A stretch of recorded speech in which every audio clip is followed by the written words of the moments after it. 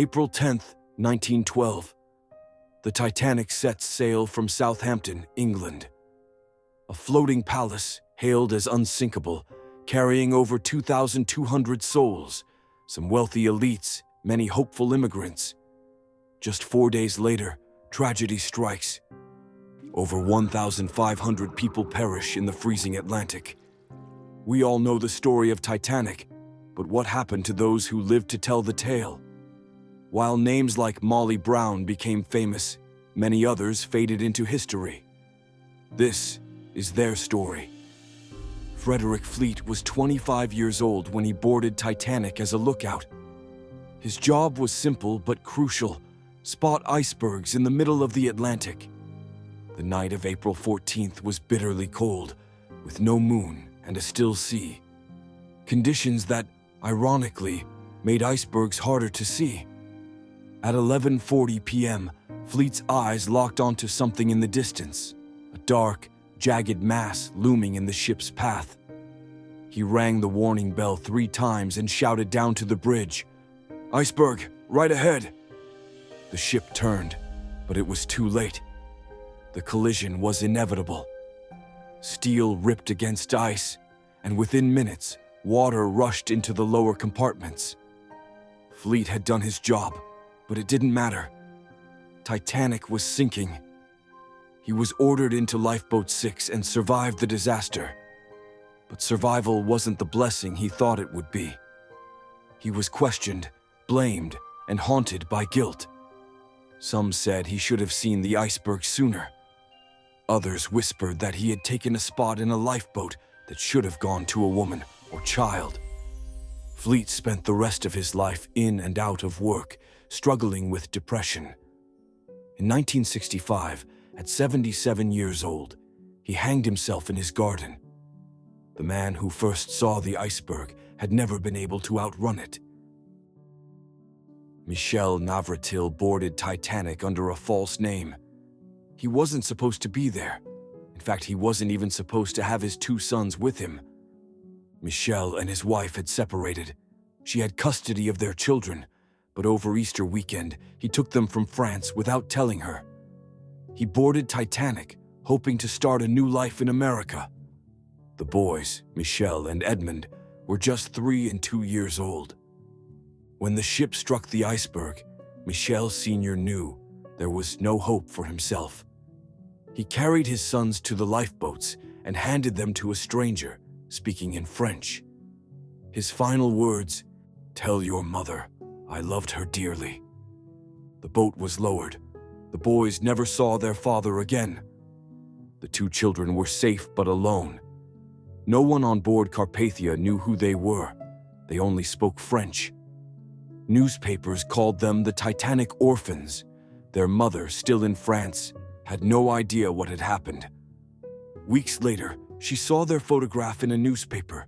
She was reunited with them in New York. Michel Jr. later became a professor of philosophy and lived to be 92 years old. He was the last living male Titanic survivor. In his final years, he spoke about the father he barely remembered. "I think he died happy," he said, "because he saved us." Some Titanic survivors were treated as heroes. Sir Cosmo Duff Gordon was not one of them. A wealthy baronet, he boarded the ship with his wife, Lady Lucy Duff Gordon. When the ship was going down, the couple was ushered into Lifeboat 1. The boat held only 12 people. It had room for 40. In the freezing water below, hundreds of people screamed for help. None of the rowers turned back. Some say it was too dangerous, that the panicked swimmers would have capsized them. Others say Duff Gordon and his wife convinced them not to go back. Days later, he was accused of bribing the crew. The press was ruthless. Headlines called him a coward. He denied the allegations, but the damage was done. Duff Gordon's life was never the same. He was shunned by high society. His reputation never recovered. He died in obscurity, one of the wealthiest men on Titanic, but never able to buy back the respect he had lost. Violet Jessup was no stranger to the sea. She worked as a stewardess on luxury liners, and Titanic was her latest assignment. She was asleep when the ship hit the iceberg. A knock on her door woke her. When she stepped outside, she saw the panic beginning. Crew members handed her a baby and told her to board a lifeboat. She watched Titanic vanish beneath the waves, never expecting to return to sea again. But she did. 4 years later, she was working as a nurse during World War I. She was stationed on Britannic, Titanic's sister ship, when it struck a mine and began sinking. The explosion was massive. Britannic went down even faster than Titanic. Violet jumped into the water, but was nearly sucked into the ship's propellers. She hit her head on the side of the ship, cracking her skull, but survived once again. She earned the nickname Miss Unsinkable. She continued working on ships for years, but never married. She once received a strange phone call from a woman who asked if she had been the one who saved a baby on Titanic. Violet said she had. The caller simply said, "I was that baby," and hung up. To her dying day, she never knew if it was a cruel joke or the truth. Charles Juggin was Titanic's chief baker. When the ship hit the iceberg, he didn't panic. Instead, he started drinking. As others rushed to lifeboats, Juggin stayed behind. He threw chairs and wooden furniture into the water, hoping they might help people float. When the ship finally went under, he was still on board. He stepped into the freezing ocean and waited to die.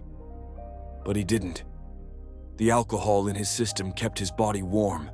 He treaded water for 2 hours until he was pulled into a lifeboat. He was one of the last people rescued from the freezing sea. Juggin lived a long life and continued working on ships. He often told his story, laughing at how alcohol may have saved his life. Milvina Dean never remembered the Titanic. She was 2 months old, the youngest passenger on board. Her parents were immigrants, heading to America for a new life.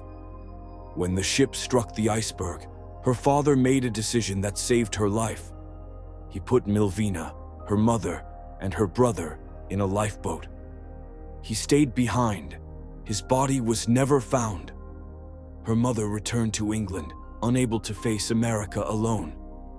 Milvina grew up without knowing what had happened.